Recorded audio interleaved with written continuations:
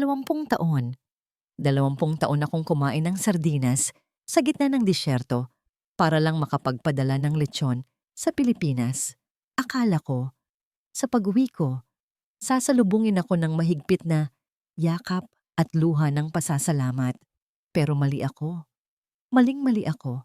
Dahil ang sumalubong sa akin ay ang ungol ng ibang babae sa kama na ako ang bumili. At ang sarili kong mga anak na nakatingin sa akin na parang isa akong basurang itinapon sa labas ng pinto. Ako si Divina. At ito ang kwento ng kung paano ako namatay sa gabing iyon. At kung paano ako muling nabuhay para singilin silang lahat. Cheers to us, babe. Hayaan mo na siya. Matagal na siyang wala sa buhay natin kahit nagpapadala pa siya ng pera. Ang importante, nandito ka. Sa wakas, malaya na ako sa kanya. Ang mga salitang iyon ay hindi sinigaw. Binigkas iyon ng malumanay, puno ng lambing at halakhak. Ngunit para sa akin na nakatayo sa labas ng gate, mas matalas pa yon sa anumang patalim. Nakatayo ako doon, sa likod ng matayog na bakal na gate na ipinagawa ko 5 taon na ang nakalilipas. Ang mga kamay ko ay nanginginig, hindi dahil sa lamig, kundi sa pagod ng paghila sa isang higanteng balikbayan box mula pa sa airport. Ang mga daliri ko ay puno ng kalyo. Ang balat ko ay sunog sa init ng araw sa Middle East. At ang suot kong sapatos ay pudpud na ang takong dahil tinitipid ko ang bawat riyal para sa araw na ito. Akala ko, ito ang pinakamasayang araw ng buhay ko. Sorpresa ko sana ito. Umuwi ako nang walang pasabi para sa aming ika-25 anibersaryo. Sa loob ng kahong ito ay naroon ang lahat. Ang mga paboritong chocolates ni Clarice, ang rubber shoes na matagal nang hinihiling ni Noel, at ang mamahaling relo para kay Leandro.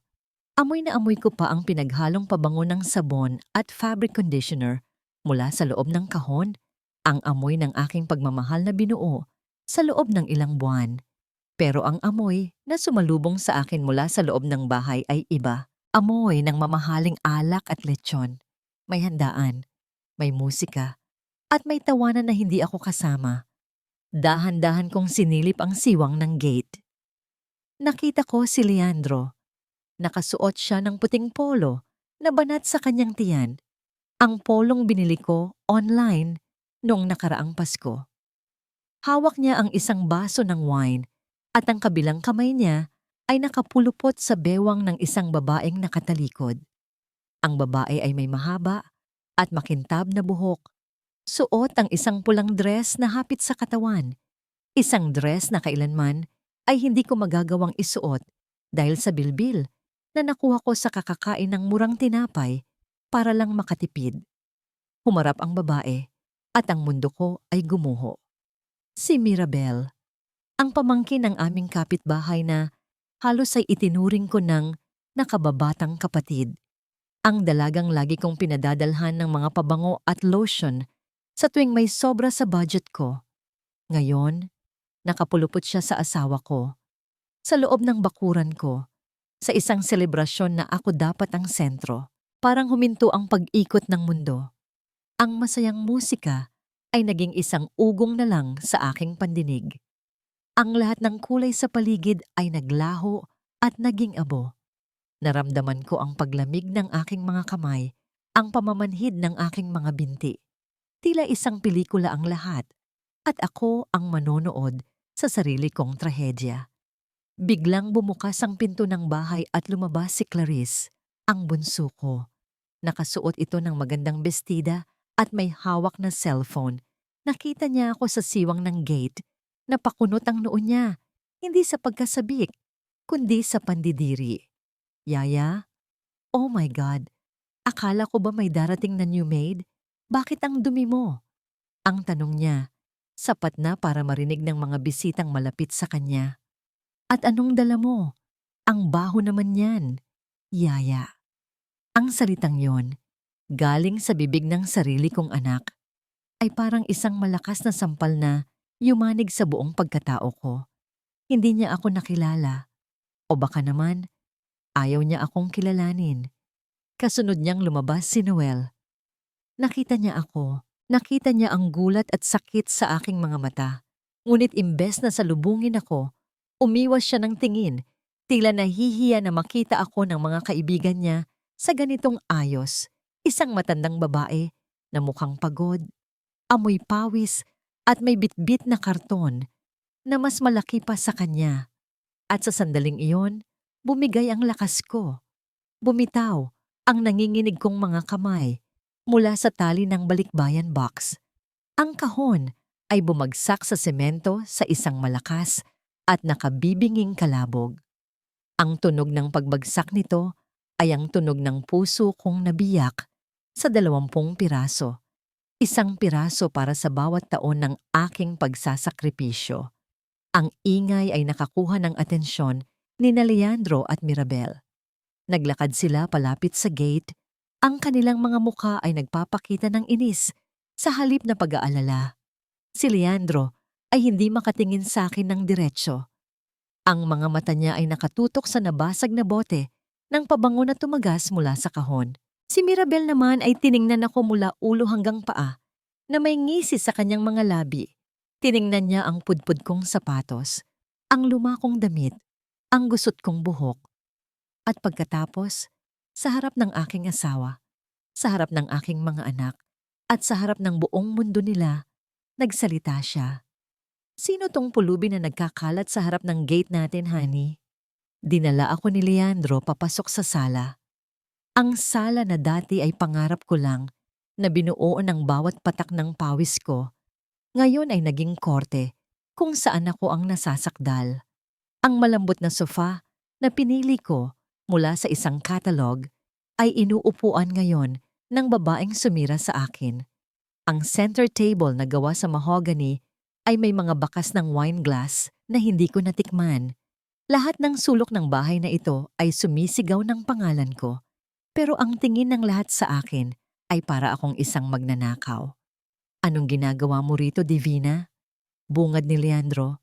Ang boses niya ay walang bahid ng pagsisisi. Hindi ka man lang nagsabi. Ginugulo mo ang lahat. Hindi ako makapaniwala sa narinig ko.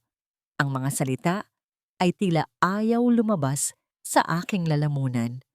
Anong ibig mong sabihin, Leandro? Ika-25 anibersaryo natin. Isang mapaklang tawa ang kumawala kay Mirabel. Anibersaryo? Tita Divina, anong taon na po ba ngayon? Nagmo-move on na ang mga tao. Look, sabi niya sabay himas sa kanyang tiyan. May bago na kaming pamilya. Isang pamilya na buo. Hindi watak-watak dahil may isang wala. Buntis ka? Ang tanong ko ay halos isang pabulong. Tumingin ako kay Leandro, naghahanap ng kahit katiting na pagtanggi, pero ang nakita ko lang ay ang pag-iwas niya ng tingin. Oo, Divina, sabi ni Leandro. Sa wakas ay tumingin sa akin. Magkakaanak na ulit ako, kaya para sa kapakanan ng lahat, pumirma ka na. Heto ang mga papeles. May inilapag siyang isang folder sa mesa. Divorce papers. Ang mga letrang nakasulat doon ay parang mga langgam na gumapang sa aking balat. Ang panulat na inabot niya sa akin ay parang mas mabigat pa sa balikbayan box na binitbit ko. Hindi, mariin kong sabi. Hindi ako pipirma. Pinaghirapan ko ang lahat ng ito. Para sa mga anak ko ang bahay na ito. Ma, tama na. Biglang sabat ni Clarice na nakatayo sa may hagdanan. You're making a scene. Nakakahiya sa mga bisita. Ang bawat salita nila ay isang suntok sa aking sikmura. Nag-iiwan ng sakit na hindi nakikita. Sila pa ang galit. Ako na umalis. Ako na nagsakripisyo. Pero sa huli, ako ang may kasalanan. Dito na muling umeksena si Mirabel. Lumapit siya sa akin. Ang boses niya ay biglang naging malambing na parang sa isang ahas. Tita Divina, ayaw naman po naming umabot sa ganito. Mahal na mahal ni Leandro ang mga bata. At mahal din kita bilang isang nakatatanda. Kaya heto ang deal. Kung gusto mong manatili dito para mabantayan ang pinaghirapan mo, sige, Pero walang libre sa mundong ito. Kailangan mong patunayan na may silbi ka pa. Tumingin siya kay Leandro. Si Leandro naman ay tumango na parang asong sunod-sunuran. Mula ngayon, pagpapatuloy ni Mirabel, habang tinitingnan ang aking mga kamay na may kalyo, ikaw ang bahala sa lahat ng gawaing bahay. Magluluto, maglalaba, mamamalengke, para hindi ka na rin mahirapan mag-isip kung saan ka pupulutin. Isipin mo na lang, libreng bahay at pagkain. Okay ba yon? Nakatitig lang ako sa kanya. Hindi maproseso ang alok na demonyo. Gusto niyang gawin akong katulong sa sarili kong pamamahay. Sa gitna ng aking pagkatulala, naalala ko ang regalong para kay Noel. Sa huling hibla ng pag-asa ng isang ina, kinuha ko mula sa nasirang kahon ang isang pares ng rubber shoes na may brand. Medyo nayupi ito sa pagbagsak, pero buo pa rin. Inabot ko ito kay Noel na tahimik lang sa isang sulok. Anak, para sa'yo, yung, yung matagal mo nang gusto. Kinuha yun ni Noel. Tiningnan niya. Ngunit imbes na ngumiti, sumimangot siya. Baduy naman nito ma, pangmatanda, sabi niya. At sa harap ko walang pag-aalinlangan niyang inihagis ang sapatos sa basurahan na malapit sa kanya. Tapos na. Doon namatay ang huling pag-asa sa loob ko. Wala nang dapat ipaglaban. Wala nang dapat balikan. Ang natira na lang ay ang malamig at matigas na bato kung saan dating nakatayo ang puso ko. Saan ang kwarto ko? Tanong ko. Ang boses ko ay walang emosyon. Ngumisi si Mirabel. Sinong nagsabing may kwarto ka? Doon ka sa bodaga. Maluwag naman doon para sa mga luma mong gamit at para sa'yo. Ipinakita nila sa akin ang bodega sa likod ng kusina. Maalikabok, madilim, amoy lumang kahoy at kulob. May isang lumang katre na may manipis na kutsyon. Ito ang kaharian ko ngayon. Walang salitang lumabas sa bibig ko. Pumasok ako at umupo sa katre. Ang alikabok ay lumipad sa paligid nang umupo ako. Narinig kong sumara ang pinto. Ilang sandali pa, bumukas itong muli. Si Mirabel. May inihagis siyang isang rolyo ng tela sa sahig. Isang kupasing uniforme ng katulong na kulay asul. Suotin mo yan, utos niya. Ang boses niya ay puno ng pagtatagumpay. Bukas, may mga bisita ako. Ayokong may maamoy silang kahit anong amoy isda. Nagsimula ang araw ko bago pa man tumilaok ang mga manok sa kapitbahay.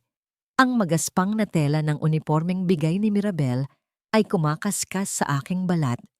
Isang palagiang paalala ng aking bagong katayuan. Ang una kong gawain, labhan ang isang bundok ng maruruming damit. Habang binababad ko ang aking mga kamay sa palanggana, nahiwalay ko ang mga damit nila sa damit ko. Ang sa kanila ay malalambot na tela, may tatak, amoy pabango. Ang sa akin ay iisang luma at kupas na duster. Pagdating ko sa mga damit ni Mirabel, nakita ko ang kanyang mga mamahaling damit panloob, mga sedang may borda. Habang kinukusot ko ang mga yon, gamit ang aking mga kamay na napupuno na ng kalyo, pakiramdam ko ay hindi lang tela ang kinakayod ko, kundi ang sarili kong dignidad. Ang bawat kuskos ay isang latay sa aking kaluluwa. Tanghali, habang nagluluto ako ng pananghalian, dumating si Tita Lorna, ang kapatid ni Leandro. Isa siyang babaeng ang ngiti ay kasing tamis ng pulot, ngunit ang mga salita ay may kamandag. Naupo siya sa kusina, pinapanood ang bawat galaw ko. Aba Divina, buti naman at natuto ka ng maging kapaki-pakinabang, bungad niya habang umiinom ng juice na inihanda ko. Alam mo, iyan ang hirap sa mga OFW, masyadong nasasanay sa ginhawa sa abroad. Pag uwi dito, akala mo reyna pa rin. Buti na lang nandyan si Mirabel para turuan ka. Buntis po kasi ako, tita. Malanding sagot ni Mirabel. Nakakalabas lang mula sa kwarto. Kailangan ko ng aalalay sa akin. At sino pa ba ang mas magaling mag-alaga kaysa sa nakatatanda? Nagtawanan sila. Ang tunog ng kanilang halakhak ay umalingaw-ngaw sa kusina. Mas masakit pa sa tilamsik ng mainit na mantika na tumama sa aking braso. Hindi ako umimik. Hinayaan ko na lang ang kirot na maging manhid. Kinagabihan, habang abala sila sa panonood ng telebisyon sa sala, nagkaroon ako ng pagkakataon. Kinuha ko ang luma kong cellphone na itinago ko sa ilalim ng kutsyon sa bodega. Nanginginig ang mga daliri ko habang tinatype ang numero ng bangko. Kailangan kong malaman kung may natira pa. Iyon na lang ang pag-asa ko. "Good evening! Welcome to," sabi ng boses sa kabilang linya. Matapos ang ilang katanungan, ibinigay niya ang balanse ng joint account namin ni Leandro. Napahawak ako sa dingding para hindi matumba. Mula sa milyones na naipon ko sa loob ng 20 taon, wala pang 50,000 piso ang natitira. Nilimas niya. Nilimas nilang lahat. Ang perang dapat sana ay para sa kinabukasan ng mga anak ko. Ipinambili ng mga alahas at sasakyan para sa babaeng iyon. Wala akong oras para umiyak. Narinig ko ang sigaw ni Mirabel mula sa sala. Tinatawag ang pangalan ko. Mabilis kong itinago ang cellphone at lumabas. Ang hapagkainan ay nakahanda na. Isang malaking bandehado ng lechon, kawali ang nasa gitna, mga sariwang gulay at mainit na kanin. Ang amoy ay paraiso. Pero hindi para sa akin. "O Divina, heto ang sayo," sabi ni Leandro, na hindi man lang tumitingin sa akin. Inabutan niya ako ng isang plato. Sa ibabaw nito ay may 2 pirasong tuyo at isang maliit na tasa ng kanin. "Kumain ka na dyan sa kusina. Baka makahawa pa ang amoy mo sa pagkain namin." Tumalikod ako at pumasok sa kusina. Mula sa siwang ng pinto, pinanood ko sila.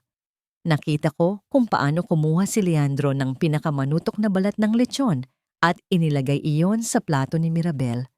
Ngumiti si Mirabel at hinaplos ang pisngi ng asawa ko.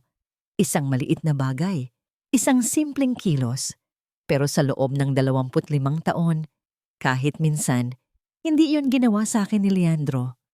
Doon ko napagtanto. Hindi lang ako hindi pinahalagahan, kahit kailan pala ay hindi niya ako minahal.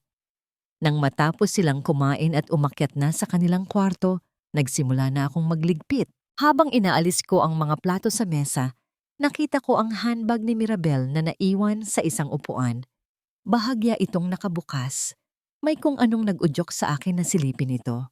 Sa loob, sa gitna ng mga mamahaling kolorete at resibo, may isang bagay na kumislap sa ilaw. Isang maliit na pakete ng tableta. Kinuha ko ito. Hindi ako maaring magkamali. Iyon ay birth control pills. Biyernes ng hapon. Maingay ang sala dahil sa mga kaibigan ni Leandro na dumating para sa kanilang lingguhang inuman. Ang amoy ng beer at sigarilyo ay kumakalat hanggang sa kusina kung saan ako abala sa paghahanda ng kanilang pulutan. "Divina!" sigaw ni Mirabel mula sa sala. Ang boses niya ay tila latigo. "Naubusan na kami ng sisig. Pumunta ka sa kanto at bumili ka pa. At bilisan mo, nagrereklamo na ang mga bisita ko." Hindi ko na kailangang sumilip sa bintana para malaman na ang kalangitan ay kulay abo at handa nang bumuhos ang ulan. Ngunit wala akong karapatang tumanggi. Kumuha ako ng ilang gusot na pera mula sa ibabaw ng ref at isang manipis na plastic bag at lumabas ako ng bahay. Gaya ng inaasahan, sa kalagitnaan ng daan, nagsimulang pumatak ang ulan. Una ay mahina, hanggang sa ito'y naging isang malakas na buhos na tila maliliit na karayom na tumutusok sa aking balat. Wala akong payong. Ang suot kong tsinelas ay dumudulas sa maputik na daan. Ang bawat hakbang ay isang pakikibaka. Nang malapit na ako sa karinderya, sa isang iglap, sumabit ang aking tsinelas sa isang nakausling bato. Ang pagbagsak ko ay lumikha ng tilamsik ng maruming tubig at ang pinamili kong sisig ay kumalat sa basang kalsada.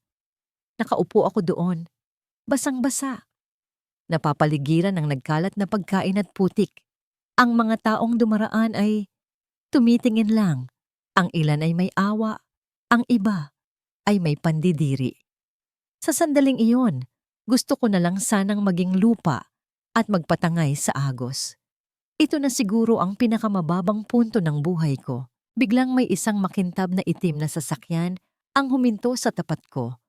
Bumukas ang pinto at isang lalaking naka-Amerikana ang bumaba. May hawak na isang malaking payong. Hindi ko maaninag ang kanyang mukha, ngunit nakita ko ang kanyang mamahaling sapatos na katad, na maingat, na humakbang palapit sa akin. "Miss, ayos lang po ba kayo?" Tanong ng isang malalim at kalmadong boses. Sinubukan kong itago ang aking mukha. Ayokong makita ni Numan sa ganitong kalagayan. "Ayos lang po," pabulong kong sagot. Inilahad niya ang kanyang kamay para tulungan akong tumayo. Napilitan akong tanggapin iyon at nang mahawakan niya ang aking mga kamay na puno ng kalyo, naramdaman ko ang kanyang pagtigil. Itinapat niya ang payong sa aming dalawa at doon ko nakita ang kanyang mukha. Isang binatang pamilyar, mga matang puno ng gulat at pag-aalala.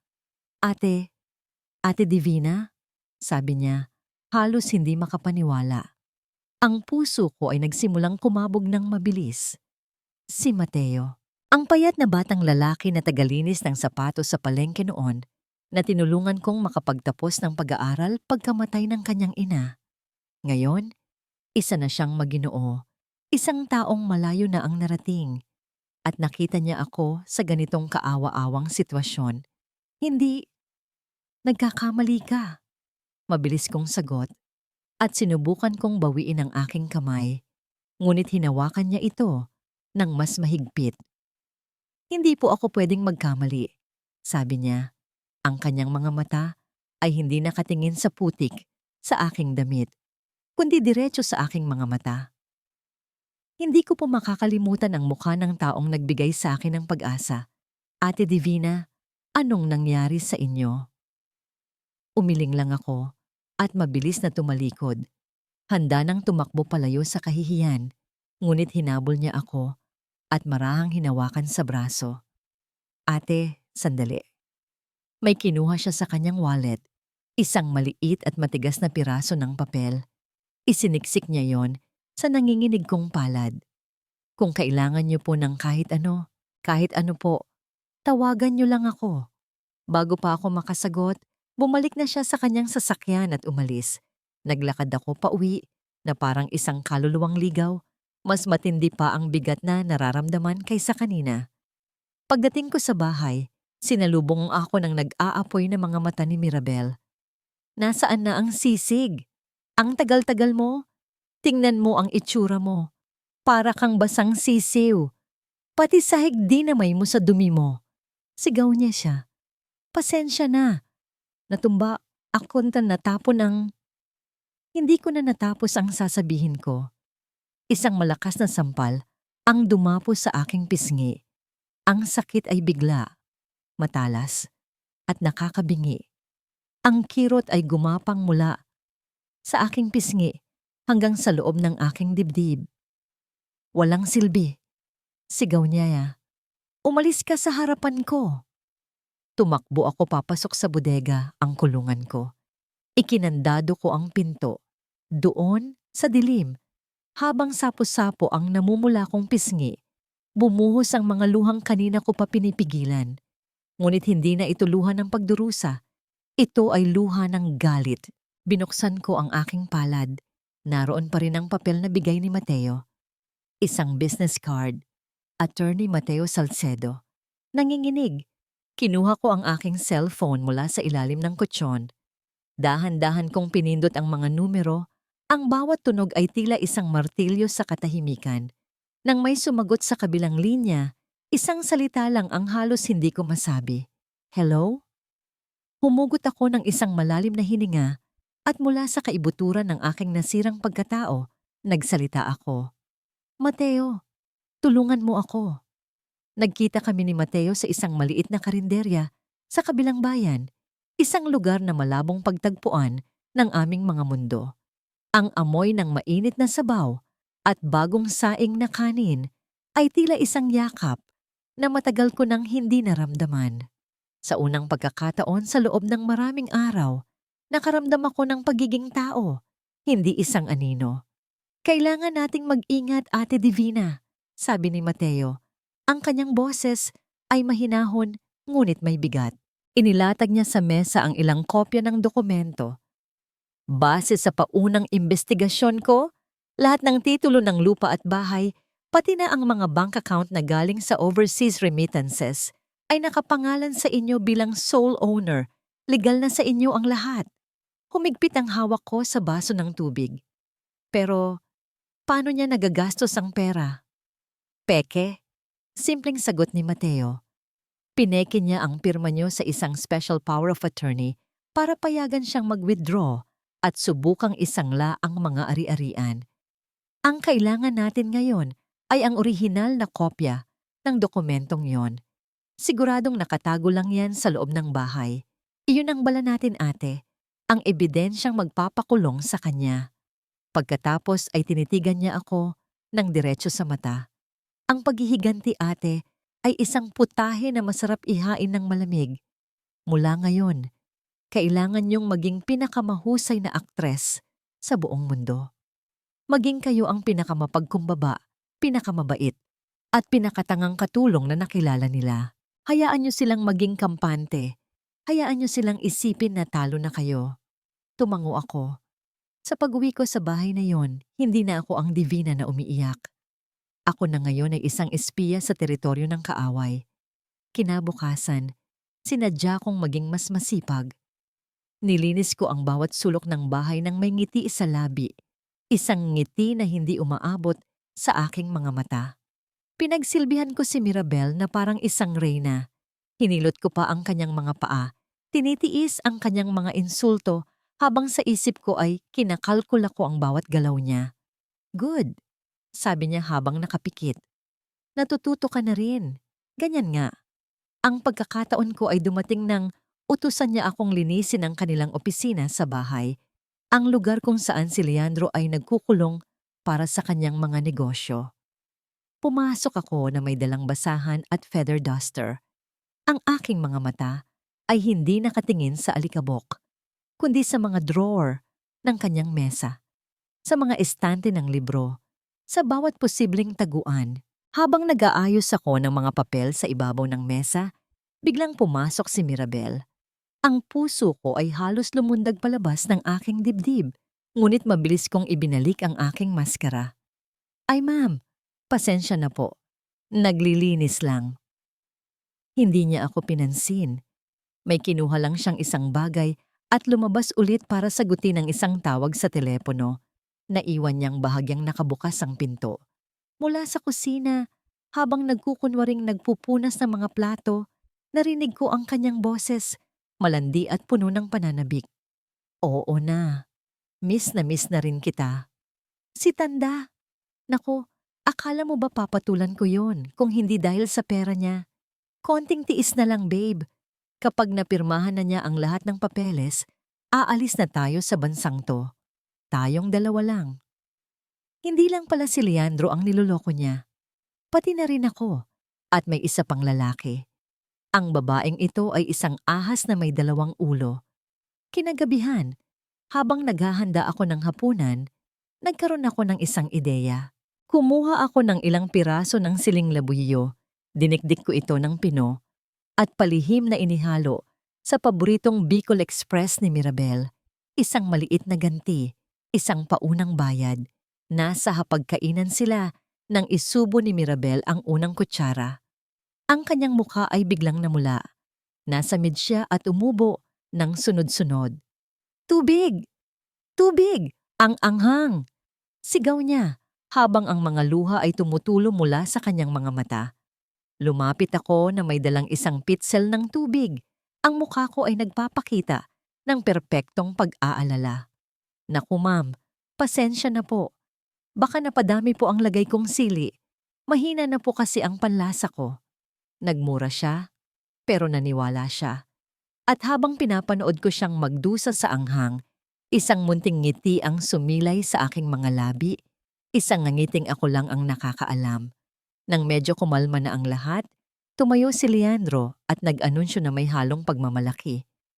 para sa selebrasyon ng ating bagong pamilya, sabi niya habang inaakbayan si Mirabel. Magkakaroon kami ng isang engranding engagement party dito mismo sa bahay sa susunod na Sabado. Imbitado ang lahat ng importanteng tao. Tumingin siya sa akin. Ang tingin niya ay parang sa isang gamit. At ikaw, Divina, siguraduhin mong malinis ang buong bahay. Ikaw ang magiging punong abala. Sa kusina, syempre.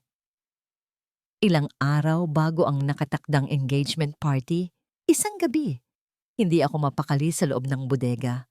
Ang plano ni Mateo ay perpekto. Ang mga ebidensya ay sapat na.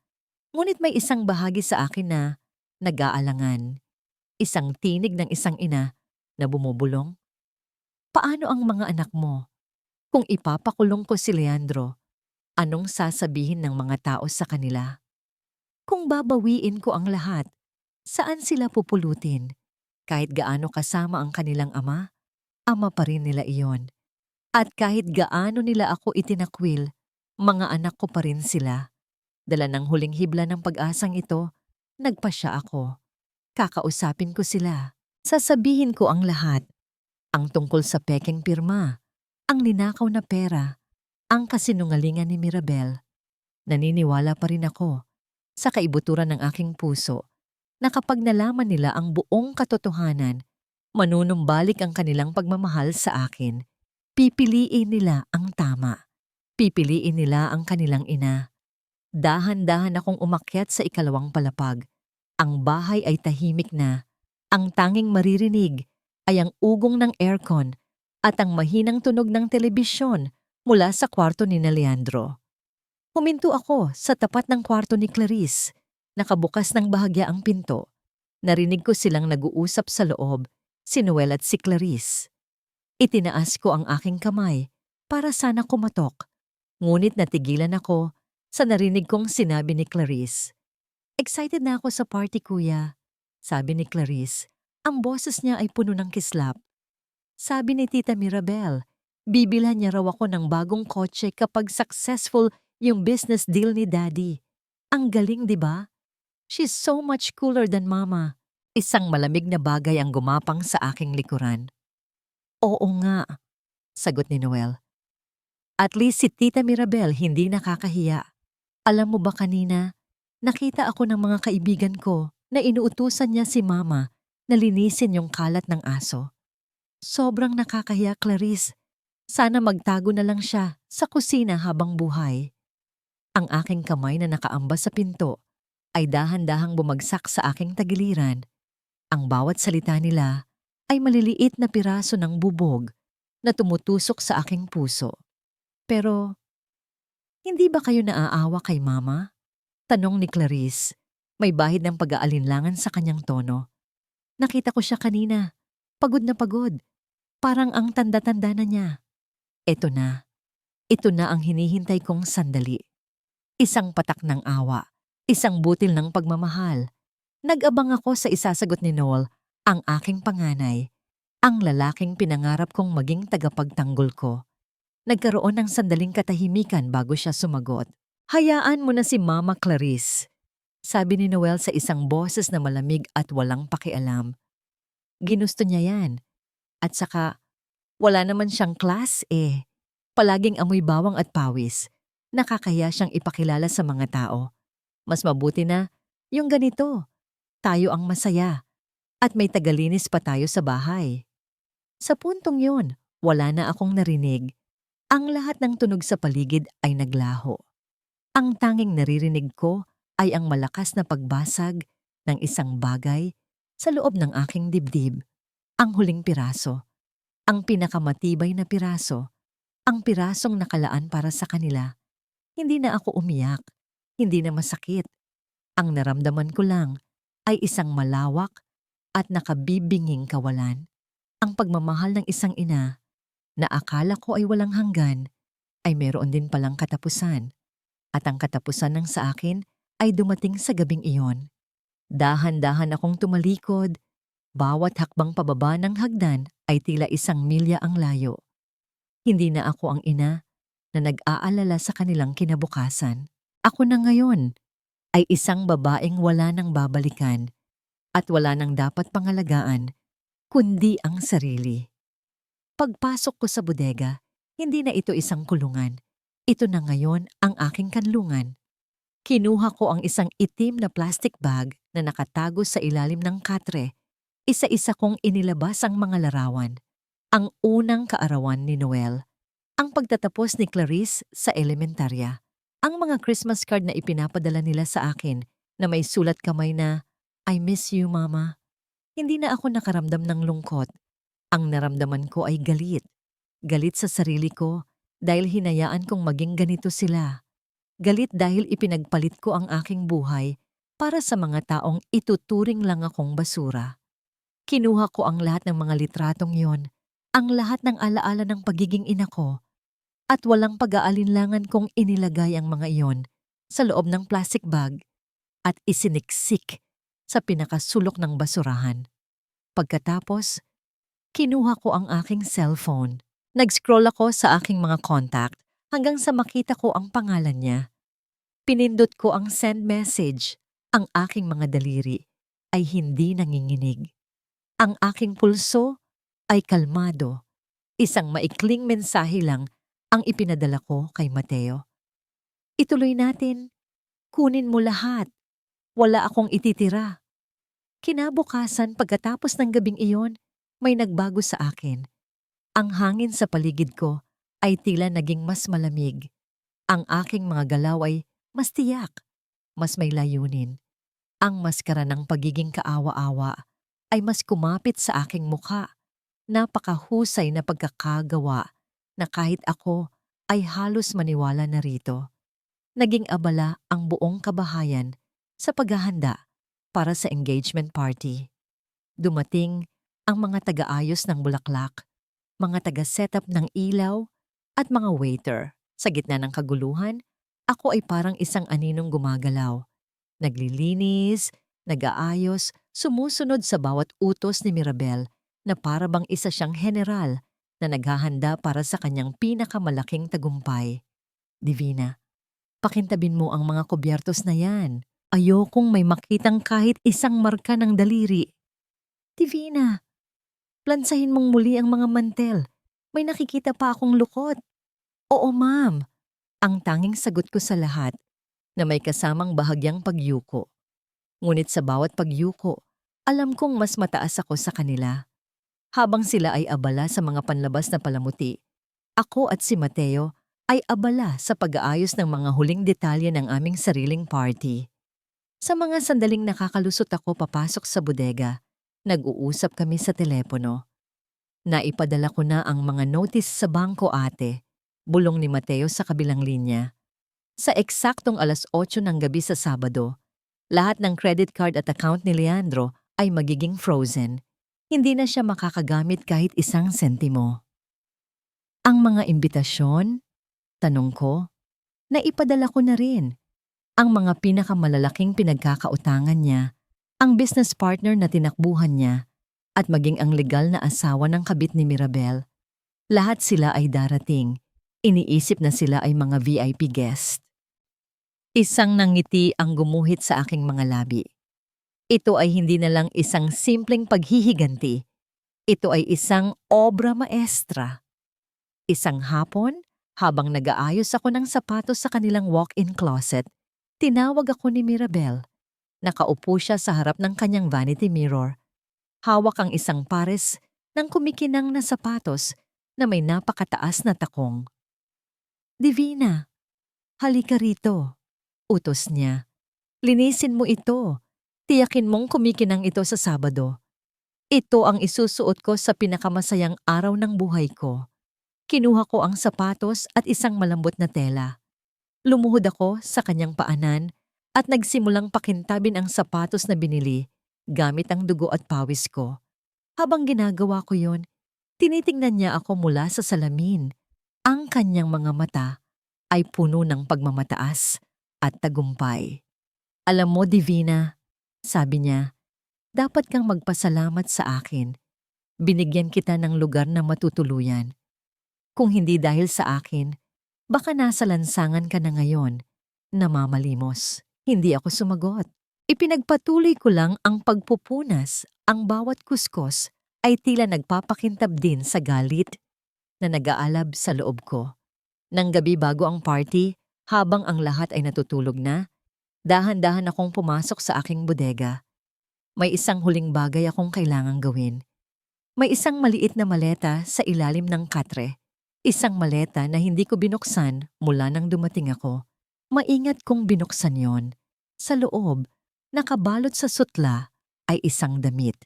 Isang simpleng pulang bestida na binili ko sa Saudi gamit ang aking huling sahod.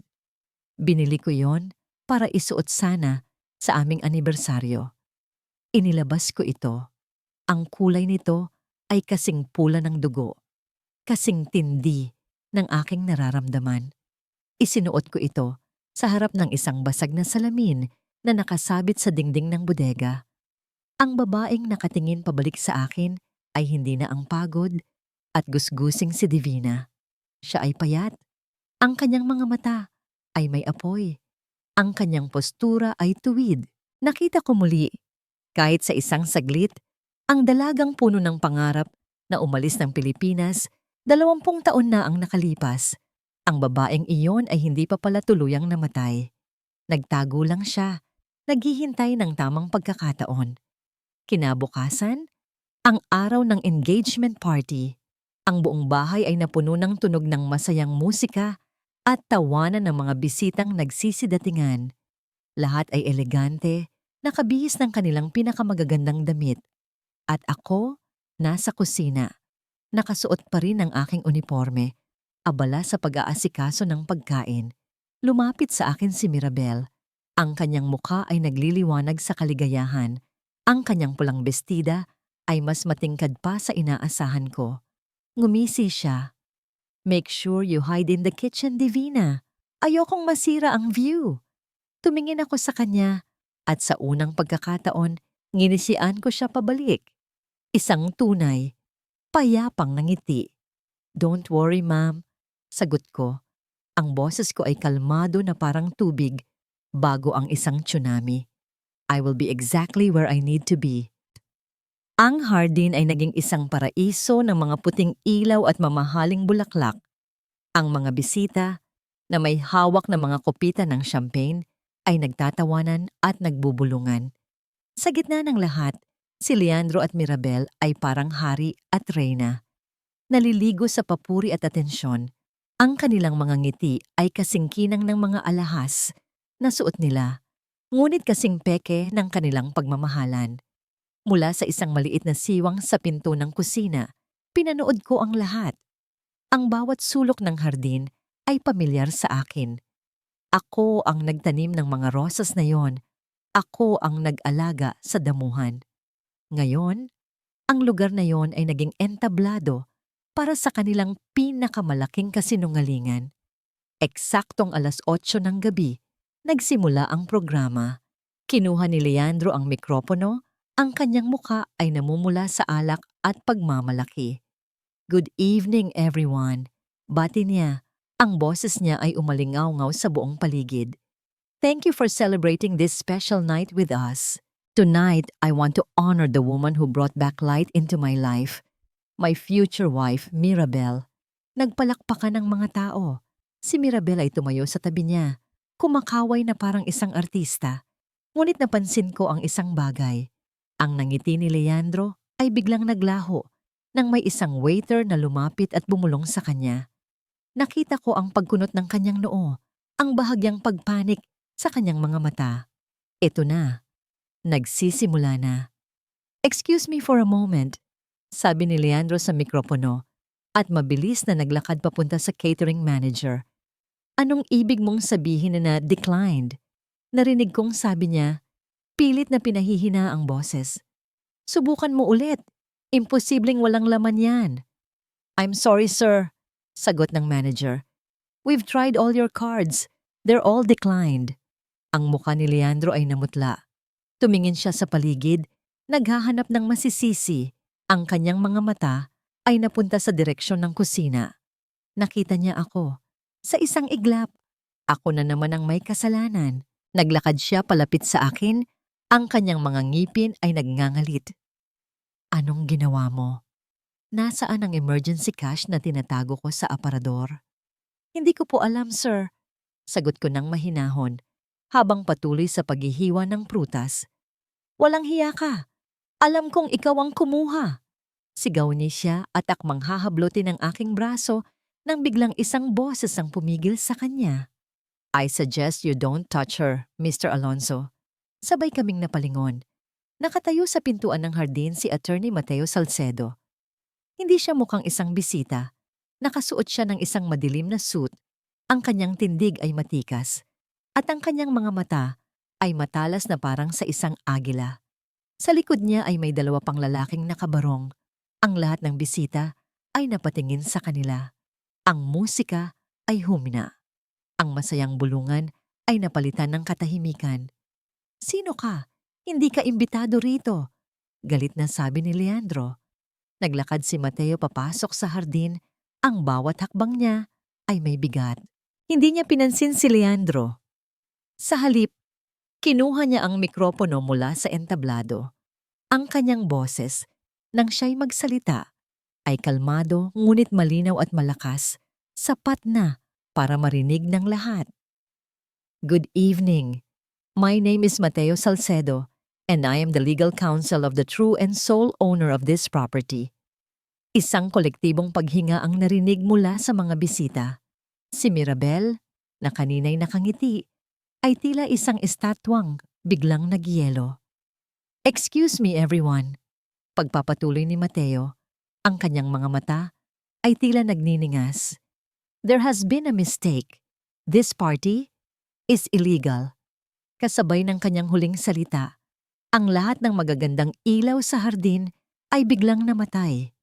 Ang tanging natirang liwanag ay ang ilaw mula sa buwan at ang isang spotlight na biglang bumukas, hindi nakatutok sa entablado, kundi sa isang malaking puting screen na inihanda para sana sa isang audiovisual presentation ng love story ni Leandro at Mirabel. Ngunit ang lumabas sa screen ay hindi mga matatamis na larawan. Ito ay isang dokumento, isang kopya ng titulo ng lupa, at sa ilalim, malinaw na nakasulat ang isang pangalan, Divina Alonso. Isang nakabibinging katahimikan ang bumalot sa hardin. Ang tanging maririnig ay ang mahinang tunog ng mga kuliglig at ang nagmamadaling pagtibok ng mga puso. Ang lahat ng mata ay nakatutok sa screen kung saan ang pangalan ko ay nakasulat na parang isang hatol. Ano to? Isang kalokohan! Sigaw ni Leandro. Sinusubukang bawiin ang kanyang pagiging kalmado. Peke yan! Akin ang lahat ng ito. Talaga ba, Mr. Alonso? Malamig na tanong ni Mateo. Nag-signal siya sa isang kasama at ang imahe sa screen ay nagbago. Ngayon, ipinapakita nito ang isang dokumento, ang Special Power of Attorney na may pekeng pirma. Sa tabi nito, ipinakita ang isang sample ng tunay kong pirma mula sa aking pasaporte. Ang pagkakaiba ay malinaw na parang araw at gabi. Isang bulungan ang nagsimula sa mga bisita. Ang mga cellphone ay nagsimula ng itaas. Nagre-record. Ang kahihiyan ay nagsisimula ng kumalat na parang lason. At para naman sa ating maligayang bride-to-be, sabi ni Mateo, ang kanyang tingin ay bumaling kay Mirabel. Biglang nagbago ulit ang screen. Isang video. Ang video ay malabo. Tila kuha mula sa isang nakatagong kamera. Ngunit ang boses ay malinaw na malinaw. Boses ni Mirabel. Konting tiis na lang, babe. Kapag napirmahan na niya ang lahat ng papeles, aalis na tayo sa bansang to. Tayong dalawa lang. Pagkatapos, ang kamera ay bahagyang gumalaw at sa isang saglit, nahagip nito ang mukha ng lalaking kausap niya. Hindi si Leandro. Ang lalaki ay isa sa mga business partner ni Leandro na naroon mismo sa party. Ang asawa ng lalaking iyon, isang matabang ginang na nakasuot ng brilyante, ay napasigaw at sinugod ang kanyang asawa. Kinalmot ito sa muka. Nagsimula ang kaguluhan. Si Leandro ay parang binuhusan ng nagyeyelong tubig. Tumingin siya kay Mirabel, hindi makapaniwala. Mirabel, anong, anong ibig sabihin nito? Pero si Mirabel ay hindi na makasagot. Ang kanyang muka ay kasing putla ng mga bulaklak sa mesa. Ang kanyang mga mata ay nanlalaki sa takot. Naghahanap ng madadaanan para makatakas.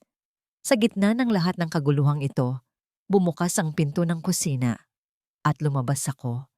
Hindi na ako ang babaeng nakauniporme. Suot ko ang aking pulang bestida. Ang aking buhok ay nakapusod ng maayos. Ang aking muka ay may magaang kolorete. Ang aking paglalakad ay marahan. Bawat hakbang ay may layunin. Sa pagdaan ko, ang mga tao ay napapatingin, nagbubulungan. Para akong dumaan sa gitna ng nahating dagat. Huminto ako sa tabi ni Mateo, sa gitna ng hardin, sa ilalim ng sinag ng buwan. Ang lahat ng atensyon ay nasa akin na ngayon. Tumingin ako kay Leandro. Ang dati niyang kayabangan ay napalitan ng pagkalito. Hindi niya ako nakilala sa unang tingin. Ang nakita niya ay hindi ang kanyang alila, kundi isang estrangherang may pamilyar na mukha. Divina? Bulong niya, ang pangalan ko ay parang isang sumpa sa kanyang mga labi. Hindi ko siya sinagot. Sa halip, ang aking tingin ay dahan-dahang lumipat kay Mirabel. Nakita ko ang takot, ang galit, at ang pagmamakaawa sa kanyang mga mata. Ngunit para sa akin, huli na ang lahat. Itinaas ko ang aking kamay at itinuro ko siya. Pagkatapos ay si Leandro at pagkatapos ay ang buong bahay na ito. 20 taon, nagsimula ako. Ang boses ko ay kalmado, ngunit matatag. Sapat na para marinig ng lahat. 20 taon kong tiniis ang init ng disyerto, ang pangungulila sa aking mga anak. Para lang itayo ang bahay na ito. Bawat pako na ipinukpok dito, bawat baldosa na inilapat, ay katumbas ng isang patak ng pawis ko. Naglakad ako palapit sa kanila. Ang aking mga mata ay hindi bumibitiw.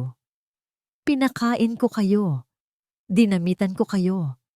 Ibinigay ko ang lahat. Kapalit ng ano? Para gawin akong katulong sa sarili kong kaharian. Para tawagin akong basura sa harap ng mga anak ko? Huminto ako sa mismong harapan nila. Ang dating agwat sa pagitan ng amo at alila ay nawala na. Ngayon, pantay na kami. O baka naman, mas mataas na ako. Tumingin ako kay Leandro, diretso sa kanyang mga mata, na ngayon ay puno ng pagsisisi.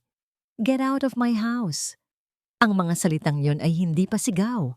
Iyon ay isang utos, malamig, pinal. Kasabay ng aking utos, bumukas ang gate ng hardin. Ngunit hindi mga waiter ang pumasok, mga pulis. 2 unipormadong pulis ang naglakad papalapit kay Leandro. May hawak na isang piraso ng papel. Mr. Leandro Alonzo?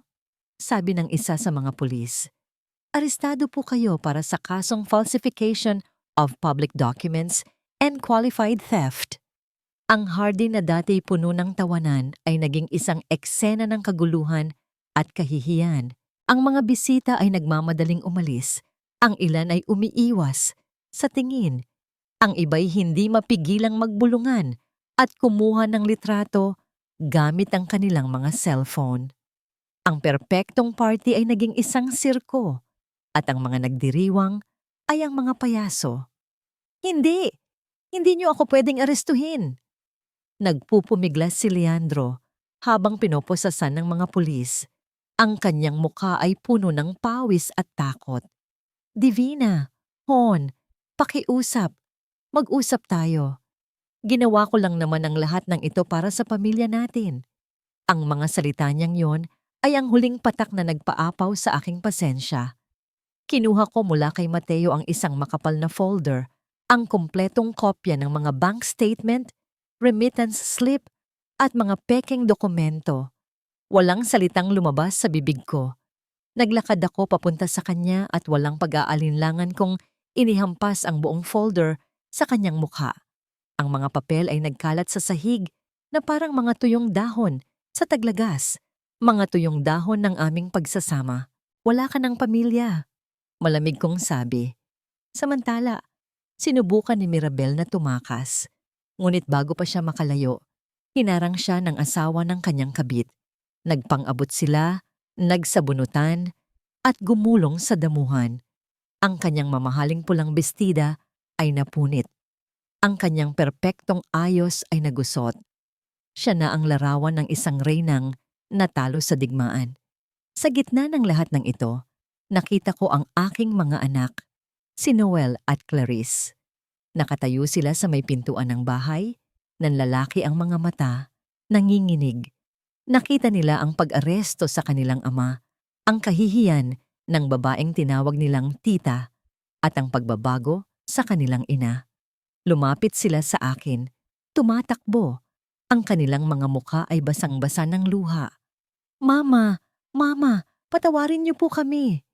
Sigaw ni Clarice, yumakap sa aking mga binti na parang isang paslit.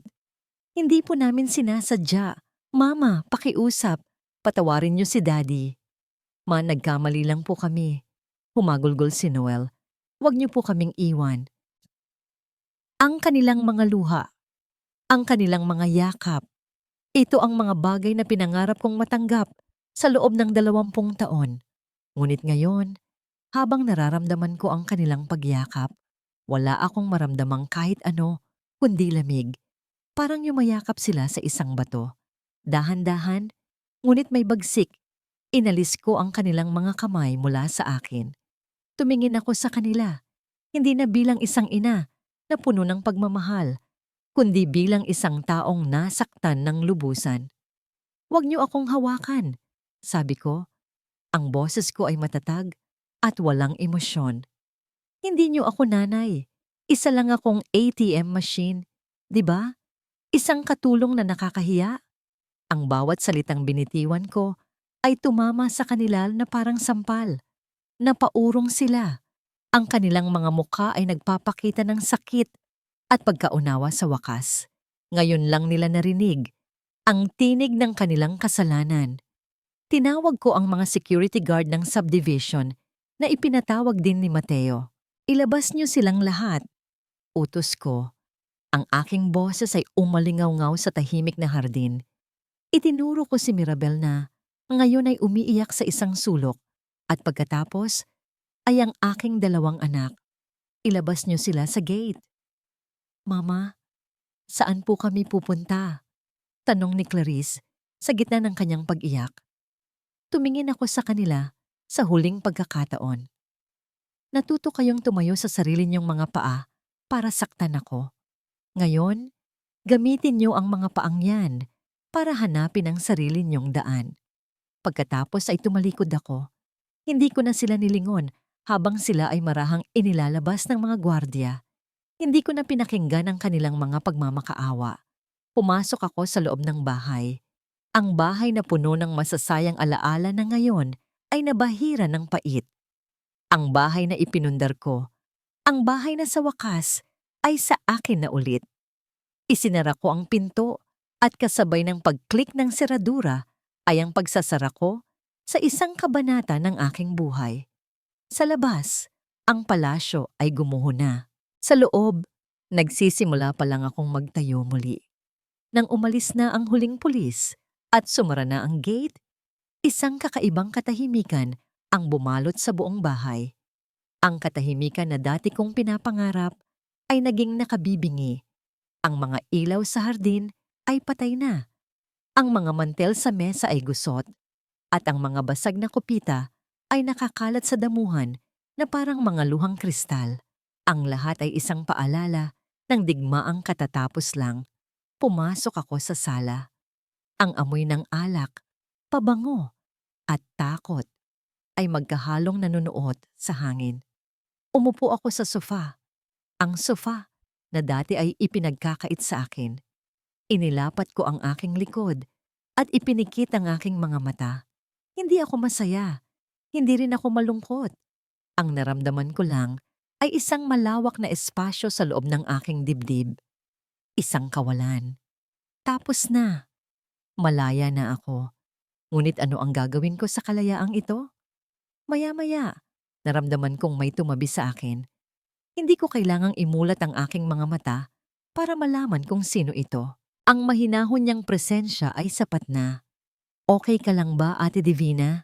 Tanong ni Mateo. Hindi ako sumagot kaagad. Pinakiramdaman ko ang aking sarili. May kirot pa rin. Isang uri ng multo ng sakit na nananatili kahit wala na ang sugat. Hindi ko alam. Sa wakas ay inamin ko. Akala ko, kapag nangyari na to, sasaya ako. Akala ko, magdiriwang ako. Pero bakit parang pagod na pagod ako? Inabutan niya ako ng isang tasa. Ang amoy ng mainit na tsa ay umakyat sa aking ilong. Dahil ang digmaan, kahit ipanalo mo, ay nakakapagod pa rin. Naglabas ka ng lahat ng lakas, lahat ng sakit na kinimkim mo sa loob ng 20 taon sa iisang gabi. Normal lang na makaramdam ka ng ganyan. Idinilat ko ang aking mga mata at tiningnan siya. Sa gitna ng lahat ng kaguluhang ito, siya ang aking naging bato. Isang taong hindi ako hinusgahan, isang taong naniwala sa akin. Salamat, Mateo, sabi ko. At sa pagkakataong ito, naramdaman ko ang pangingilid ng mga luha sa aking mga mata. Kung hindi dahil sa'yo. Shh, sabi niya na may maliit na ngiti. Bayad na po ang utang na loob ko, ate. Matagal na. Naupo kami doon sa katahimikan, hinahayaan ang oras na dumaan. Pinanood namin ang unti-unting pagsikat ng araw mula sa bintana. Ang madilim na hardin ay unti-unting nagkakakulay. Ang mga anino ay nawawala. Pinalitan ng ginintuang liwanag at kasabay ng pagsikat ng araw, isang bagay sa loob ko ang nagsimulang maghilom. Doon, sa gitna ng kalat at mga basag na bagay, nagsimula akong umiyak. Ngunit hindi ito ang iyak ng isang biktima. Hindi ito ang iyak ng isang talunan. Ito ay iyak ng paglaya. Iyak ng isang babaeng sa wakas ay nakauwi na sa kanyang sarili. Iniyak ko ang 20 taon ng pangungulila, ang sakit ng kataksilan, ang pait ng pagtatakwil. Iniyak ko lahat, hanggang sa wala nang natira. Hindi ako inalo ni Mateo. Hinayaan niya lang ako. Binigyan niya ako ng espasyo para ilabas ang lahat. At nang sa wakas ay tumahan ako, ang naramdaman ko ay hindi nakawalan, kundi kapayapaan. Tumayo ako at naglakad papunta sa bintana. Ang sikat ng araw ay mainit sa aking balat. Tiningnan ko ang aking mga kamay, ang mga kamay na puno ng kalyo, ang mga kamay na nagtrabaho, nagsakripisyo at lumaban.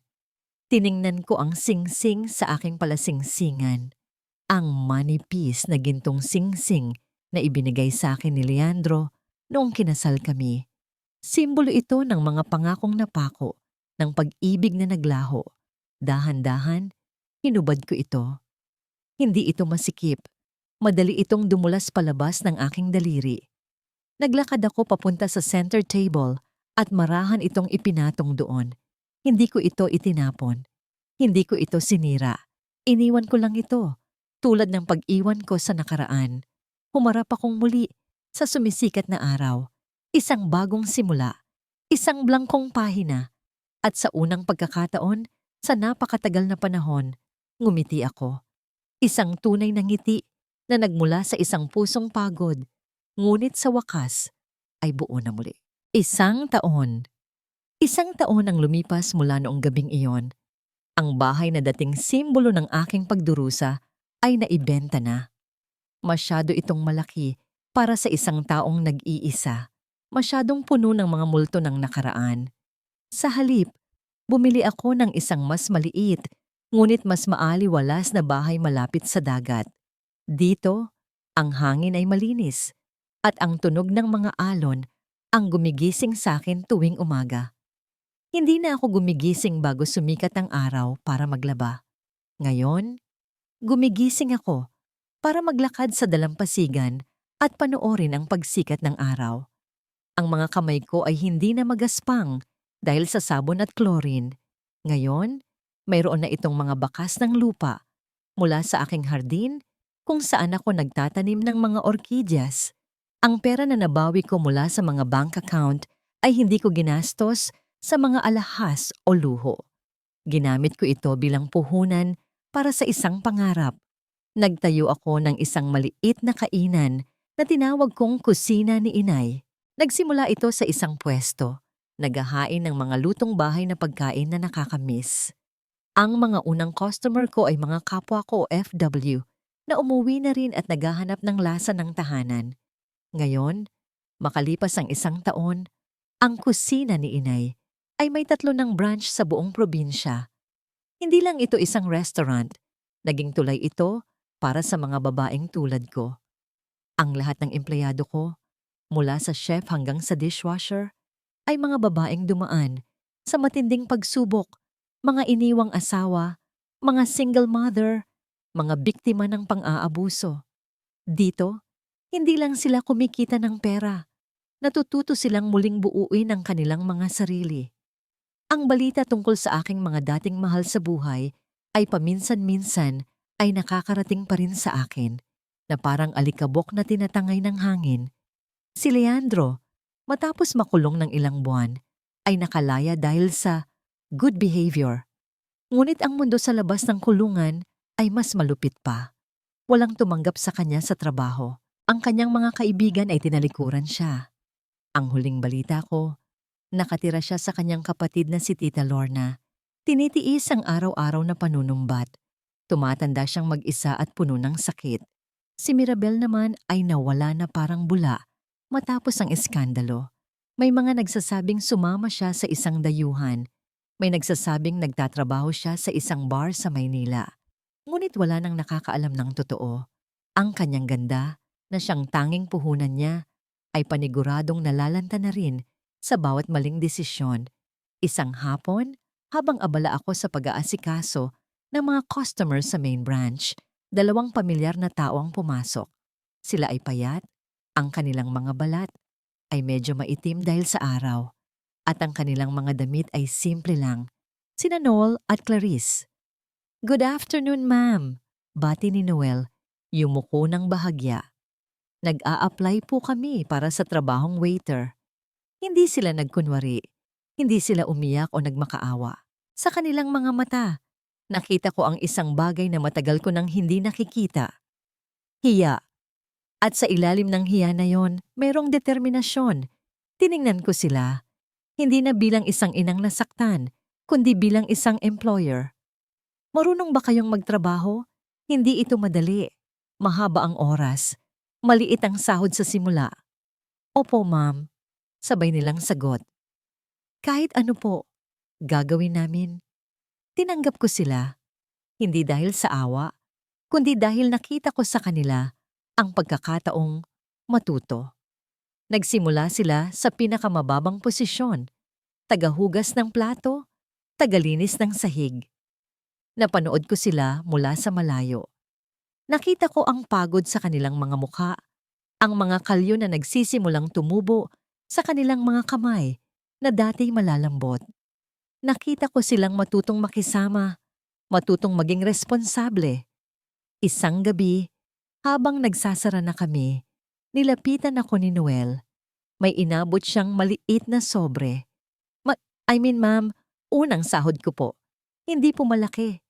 Pero, para po sa inyo." Tiningnan ko ang sobre. Tiningnan ko siya.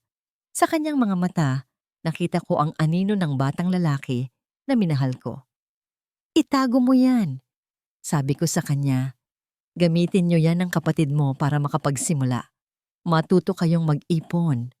Ngumiti ako sa kanya, isang totoong nangiti. "Iyan ang pagmamahal, anak.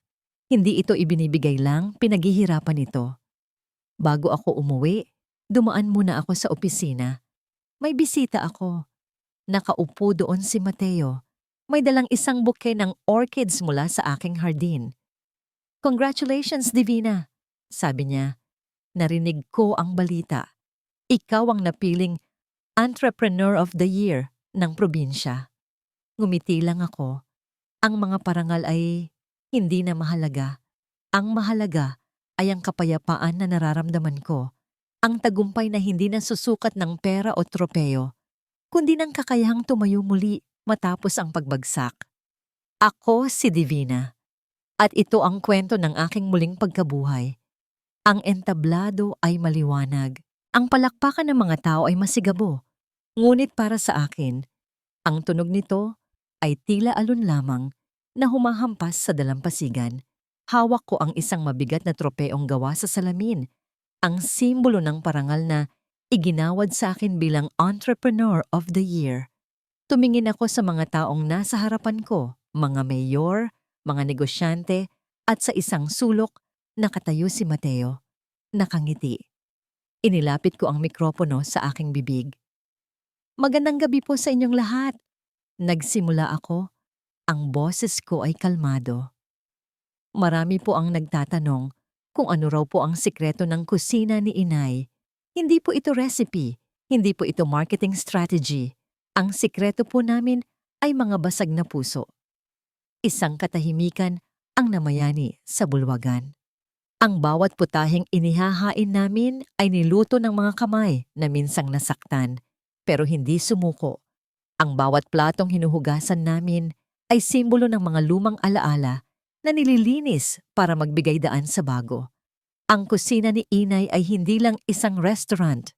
Ito po ay isang tahanan para sa mga pusong naghahanap ng pangalawang pagkakataon. May tatlong tanong na laging bumabalik sa akin. Ang una, nakapagpatawad ka na ba? Ang sagot ko po oo. Ngunit ang pagpapatawad ay hindi nangangahulugang paglimot. Pinatawad ko sila, hindi para sa kanila, kundi para sa sarili ko. Pinatawad ko sila para palayain ang sarili ko sa bigat ng galit. Ang pagpapatawad ay hindi pagbubura sa nakaraan, kundi pagtanggap na hindi mo na ito hahayaang saktan ka pa. Ang pangalawang tanong, payapa ka na ba? Sa bawat umaga na naglalakad ako sa dalampasigan, habang nararamdaman ko ang buhangin sa aking mga paa at ang hangin sa aking mukha, masasabi kong oo, payapa na ako. Ang kapayapaan pala ay hindi ang kawalan ng problema. Ito ay ang kakayahang harapin ang mga problema ng may tapang sa puso at ngiti sa labi. At ang huling tanong, ano ang huling nangyari sa kanila? Ang dating asawa ko ay namumuhay ng simple. Natuto na siyang maglaba ng sarili niyang damit at magluto ng sarili niyang pagkain. Ang mga anak ko, sa sarili nilang pagsisikap, ay nakatapos ng kursong vocational at ngayon ay may maliliit na negosyo na. Paminsan-minsan, dumadalaw sila.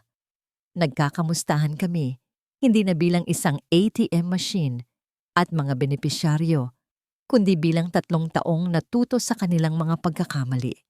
Ang relasyon namin ay hindi na perpekto, ngunit sa wakas, ito ay naging totoo. Ibinaba ko ang aking tingin sa tropeo. Kumikinang ito, ngunit alam kong hindi ito ang tunay kong yaman. Marami pong salamat sa parangal na ito. Ngunit ang tunay na tahanan ay hindi po isang bahay na gawa sa bato o isang tropeo na gawa sa salamin. Ang tunay na tahanan ay ang kapayapaan na natatagpuan mo sa loob ng iyong sarili. Iyon ang tahanang hindi kailanman mawawasak at hindi kailanman mananakaw ni numan. Bumaba ako sa entablado sa gitna ng masigabong palakpakan. Sinalubong ako ni Mateo. Wala siyang sinabi. Ngumiti lang siya. Isang ngangiti na nagsasabing naiintindihan niya ang lahat. Hindi kami naging magkasintahan. Ang aming ugnayan ay mas malalim pa roon. Siya ang aking matalik na kaibigan, ang aking kakampi, ang saksi sa aking muling pagbangon, at iyon ay sapat na. Nang gabing iyon, hindi ako umuwi kaagad. Nagmaneho ako papunta sa aking paboritong lugar. Isang mataas na bangin kung saan tanaw ang buong karagatan. Pinatay ko ang makina ng sasakyan at bumaba. Ang hangin ng gabi ay malamig, ngunit hindi na ako giniginaw. Tumingala ako sa kalangitan na puno ng mga bituin. Ang bawat isa ay tila isang paalala na kahit sa pinakamadilim na gabi, laging may liwanag. Ako si Divina Alonzo, isang OFW, isang ina, isang asawa, isang biktima. Ngunit ngayon, higit sa lahat, ako ay isang babaeng buo, isang babaeng malaya, isang babaeng sa wakas ay nakauwi na.